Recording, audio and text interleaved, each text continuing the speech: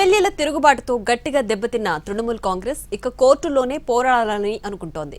ప్రతిపక్ష నేతగా రితబ్రత బెనర్జీ నియామకంపై కోర్టులో పిటిషన్ వేయాలని నిర్ణయించింది.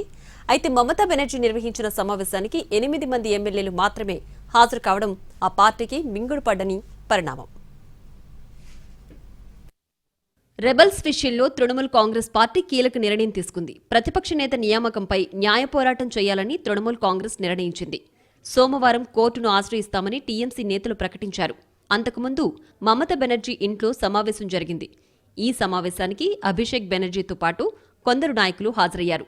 రెబల్ ఎమ్మెల్యేలను దారికి తెచ్చుకోవడంతో పాటు రెబల్గా మారబోతున్నారన్న అనుమానాలున్న ఎంపీల విషయం గురించి కూడా ఈ సమావేశంలో చర్చించారు.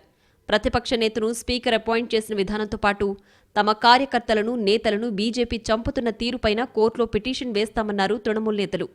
తప్పుడు కేసులపైన కోర్టులో పోరాడతామన్నారు. అయితే ఈ మీటింగ్కు 8 మంది ఎమ్మెల్యేలు 6 ఎంపీలు మాత్రమే హాజరయ్యారు. पश्चिम बंगाल में जैसे बीजेपी और चीफ मिनिस्टर मुख्यमंत्री जो है जो जिस तरीका से तृणमूल कांग्रेस वर्कर को मारते हैं, घर दौर भांगते हैं और फॉल्स केस देते हैं, उसको लिए हम लोग लड़ाई करेंगे, रास्ता में करेंगे और कोर्ट में भी लड़ाई करेंगे.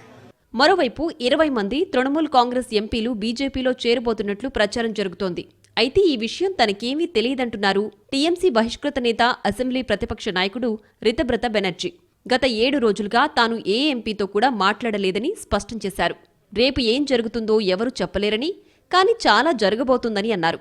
తమ సంఖ్య కూడా క్రమంగా పెరగబోతోందన్నారు. पिछले 7 दिन में कोई सांसद से मेरा बात नहीं हुआ, तो ऐसा कोई जानकारी मेरे पास है नहीं और मैं अभी सांसद भी नहीं हूँ. तो संसद लोग क्या करेंगे मैं कैसे बोलूंगा, मगर मैं आपको मालूम है मैं सब समय बोलता हूँ मैं आज ही के लिए जीता हूँ, तो कल क्या होगा कोई बोल नहीं पाएगा. इंतजार कीजिए, कल बहुत सारे कुछ हो सकते हैं. జూన్ 2న మమతా బెనర్జీతో కొద్ది నిమిషాల పాటు సమావేశమయ్యారు హకీం. జూన్ 3న జరిగిన సమావేశానికి డుమ్మా కొట్టారు. అయితే తాజాగా మమతా బెనర్జీ ఇంట్లో జరిగిన సమావేశానికి ఫిర్హద్ హకీం కూడా హాజరయ్యారు. దీంతో అతడికి తృణమూల్తో విభేదాలు లేవని తెలుస్తోంది. మరి రాజీనామాకు కారణాలేంటనేది తెలియాల్సిందే.